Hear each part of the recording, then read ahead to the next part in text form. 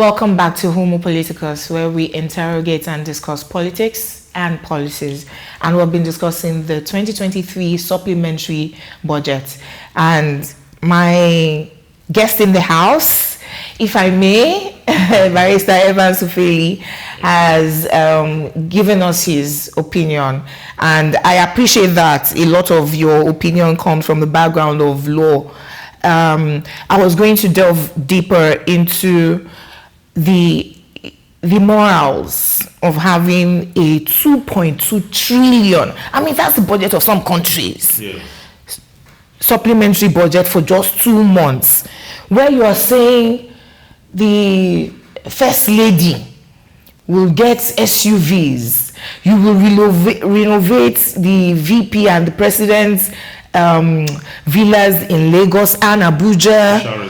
You know, you will take care of TUC, NLC. Yes, there is defense. There is works, which I think was about 300. Okay, 300 actually. You know, so it seems like the supplementary budget, you put the things that Nigeria really needs. For instance, the student loan. These student loans are for the 2024 academic year. Right? Yes. Why can we not put it into the 2024 appropriation bill? Why must it go into a supplementary budget for a year that is rounding up? Yeah. Also, when a government is insincere or lacks trust of its citizens, right, everything becomes suspicious, which includes when you say you haven't achieved much in security for the entirety of 10 months in the year 2023, and then you want to use over 600 billion for just 2 months. We worry, right? And then rather than prioritize, maybe agriculture and, capital projects, because recurrent, even in this supplementary budget, is a huge chunk, which is paying themselves salaries and allowances and all of those things. The morals of this 2023 supplementary budget is very, very questionable. It's very questionable, and the truth is that they just read out the budget. Okay, that's what we. But you see, funding the budget may require another loan. My goodness, yes. Loans again? No, that is the truth, because we don't have the financial capacity to fund that, to fund that and not take loan. My goodness. Because we're talking about 2 months. Okay. Yeah, yes. Don't be surprised that when the 2024 budget is up. Yes. For the National Assembly to interrogate and all that. Yes. You are going to see fresh issues of reoccurrence hitting a particular percentage, capital. And that's for 2024. Yes. Okay. And you are going to see all that, everything you have seen here. You yes. see them again for 2024, because this one this fund is expected by projection to be expended between now and the last day of December. My goodness. Okay. I know that they will carry over when there are, if for example, capital project, for example, yes, paid contractors, yes, they will carry over. Yes, they will carry over. That's fine. But for 2024, you're going to have a fresh budget, because you need to have 2024 appropriation bill, which is law. So is it therefore important to be buying the first lady SUVs at this point? It's not important, because the office of the first lady is not even in law. The express mention of one thing exclude the other. You cannot fund what does not exist. Okay, if you are empowered by the Constitution to do what you are doing, you cannot be empowered by the Constitution to fund what is not contained in the Constitution. So I think that office should be completely scrapped. There's a Ministry of Women Affairs. Mm-hmm. There's a Ministry of Youth and Social Development. Mm-hmm. There's another Ministry of Natural Disaster, Ministry of Humanitarian Affairs or mm-hmm. something like that. Mm-hmm. Okay, those are the ministries that are supposed to oversee whatever the wife of the president intends to do. Those ministries overlap. Okay, they cover those fields. If they are sincere with what they're doing, why should the first lady even allow that appropriation for when she knows that that office is practically maybe what they do. When- They take maybe like 1% of the money and buy a sewing machine and grinding machine and donate to a few people who they will call the poorest of the poor, and the rest funds will not be accounted for. Of course, at the end of the day, you will not go far with proving anything. So that is why the country is consistently declining politically, economically, and the Evans. rest of it. Aside from the morals of it, right? Inflation as it stands is at double digits, Very well. 23 to 30%. Yes. If you throw in borrowed funds of 2.2 trillion naira into 2023, right? Buying imported cars, because I'm sure these cars are not going to come from Innocent, right? And giving 25,000 naira to 15 million households for the next 3 months, right? It was initially supposed to be 2 months. The president said to extend it by a third month. Is that going to cushion the poverty that people are experiencing? That would jack up inflation more. That would jack up inflation more because once that money is released the first month, the price of goods will go up automatically. So is this a curse in disguise? Is it going to help the Nigerian economy? The economic policy of this government is directionless.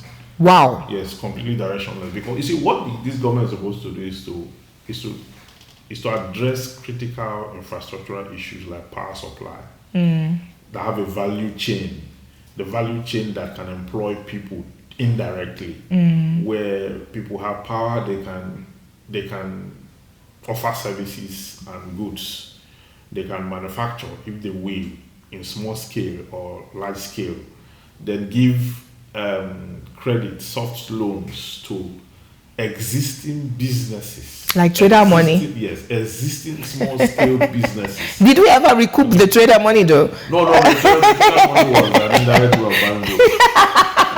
Even the farmers that were given trader money, when they asked them to return, they said, we thought that you were paying for us, giving us more gifts It was a subterfuge. for voting you. How many people are you going to take to court? How many people are you going to prosecute?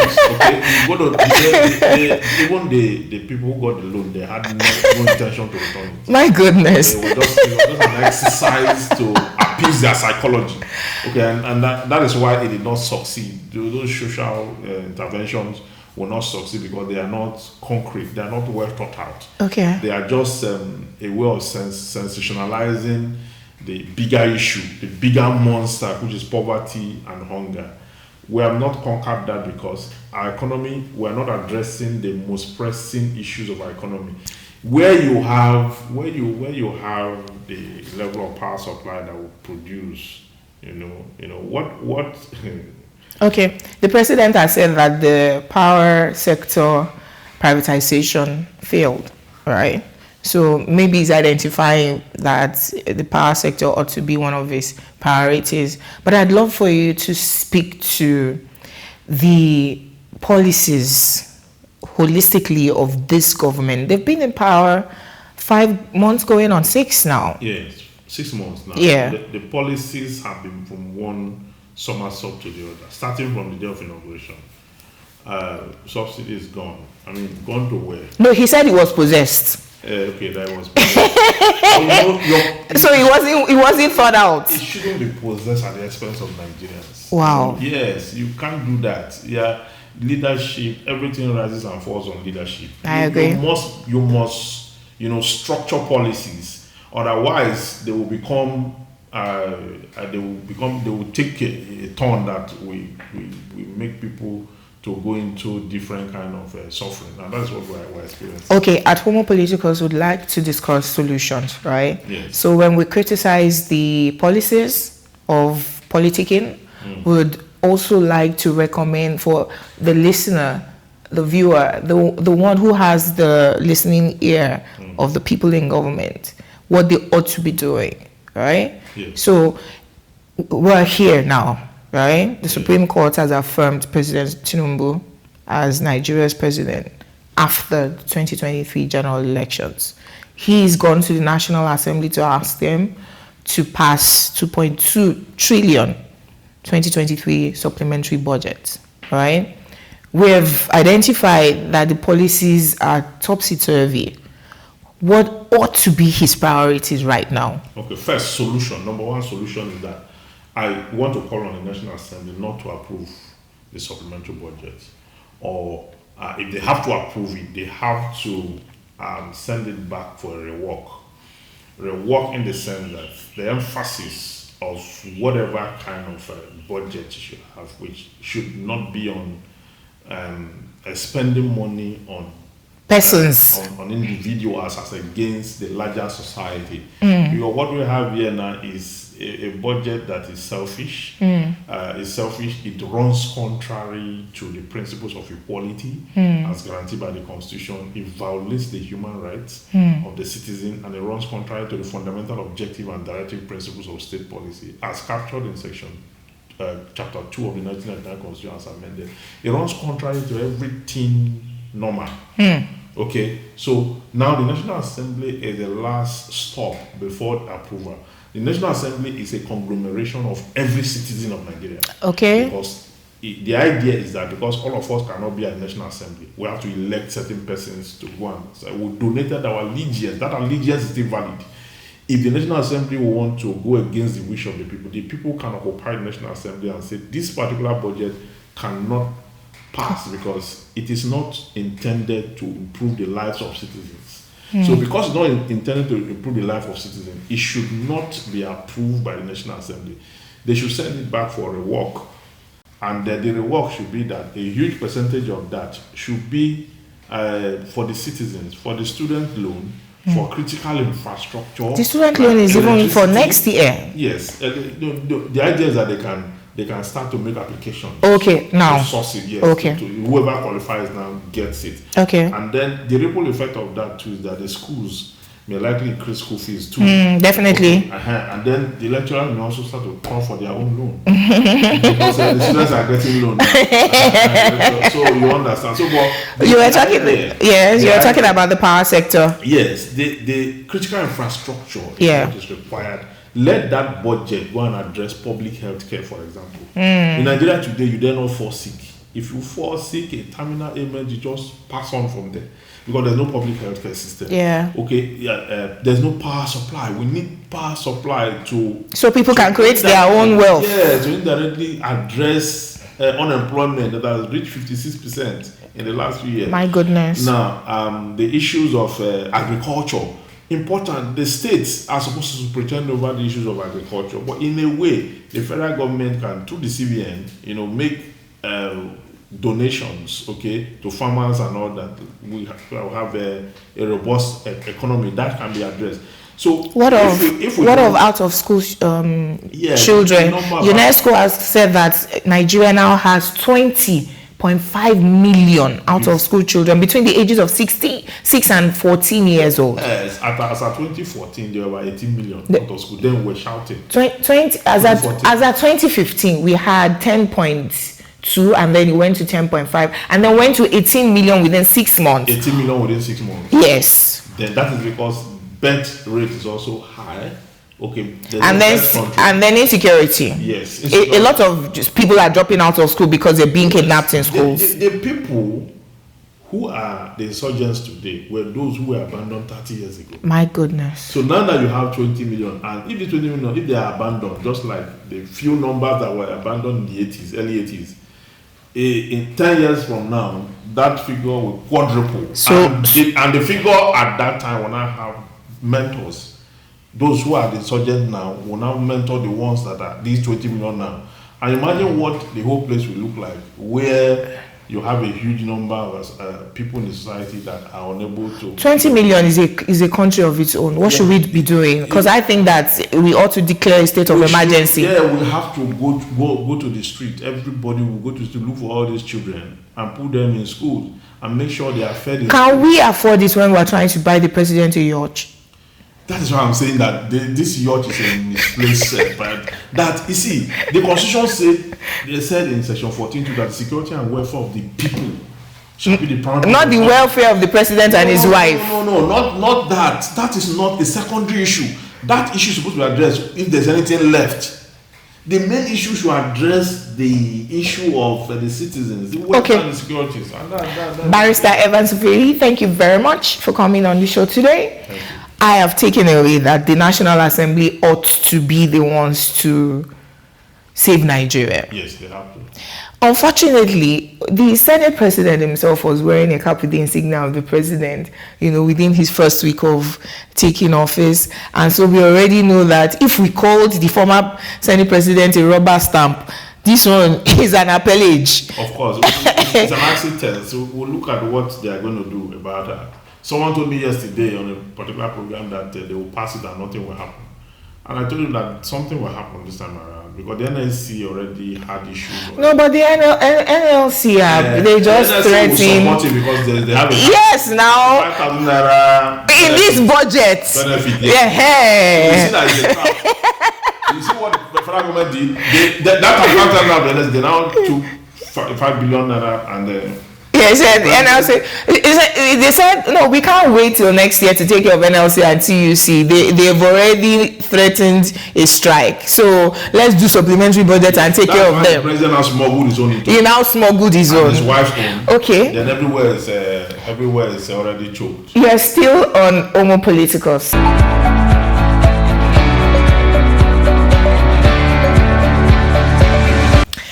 So I think that Nigerian government ought to be for the people. I mean, simple government by the people for the people, where we're thinking of how to take care of our old, elderly, young children out of school, right? The sick who cannot afford hospital bills. Remember one actor that Bukola Saraki Foundation had to say, oh, we're saving him. I mean, if we have health insurance that takes care of, well, we do have health insurance that takes care of basic health issues, not major issues. Don't go and have a major health issue in Nigeria, you may die. But what I'm getting at is, if we say Nigeria is broke, meaning that 90%, right, of our revenue, because our GDP is not really captured with you and I doing business and the government not knowing what we're doing behind them. But the government revenue, 90% of it coming from crude oil, and therefore we have, again, a former CBN governor who printed money, where there's more naira notes chasing after dollar. Of course, the dollar will become more expensive. And rather than float it, you keep on trying to defend it with the dollars that you do not have. Because even though crude oil prices are, increasing globally, right? We're not benefiting from we have a benchmark. Yeah, because we already have shut ourselves. Yes, we have a benchmark. And then 40% of it is even being stolen. Yes.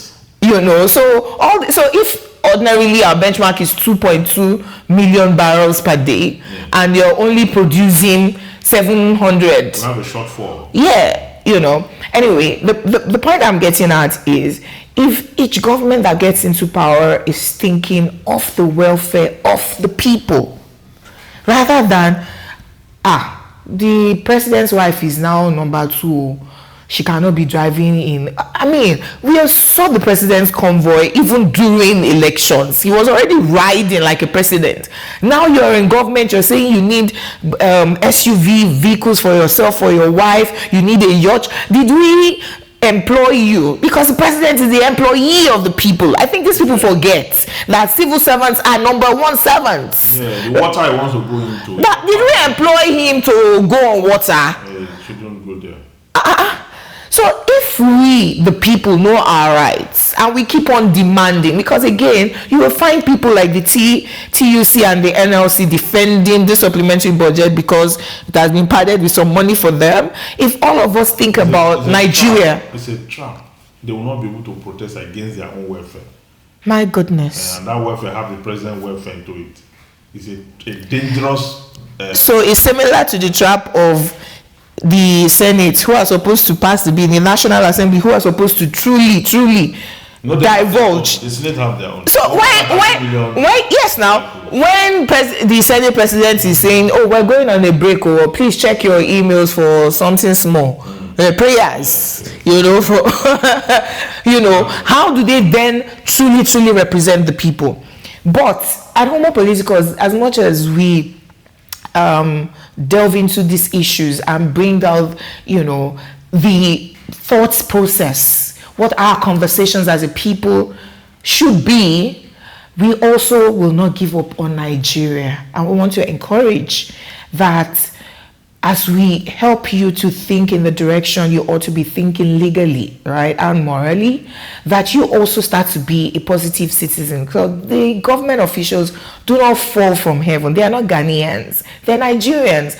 And they come out of the wealth of Nigerians. So if we ourselves are corrupt, when we get into government, we will only expand in that corruption to have a robust Nigeria that takes care of the weakest of us. All of us, you and I, must engage in being positive citizens. Have you thought about the welfare of your neighbor? And then we can start to point fingers at the government officials. We'll be back next week. We hope that you stay with us. Thank you once again. Thank you. Barrister Evans Ufele, for, delving into this issue with us. We'll be back next week. Thank you very much. Once again, my name is Olajumoke Alaode James. Thank you for joining us. We'll see you next week.